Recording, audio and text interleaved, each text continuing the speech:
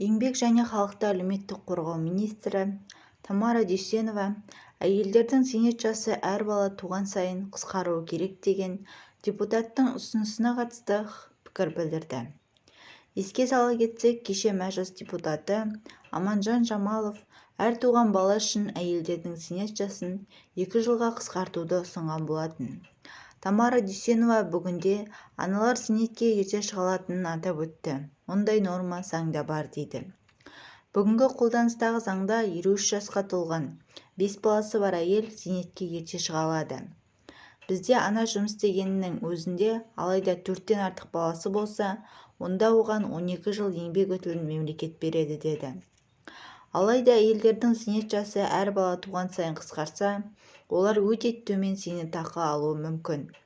Енді мәжіліс депутаты Аманжан Жамаловтың ұсынысына тоқталайын.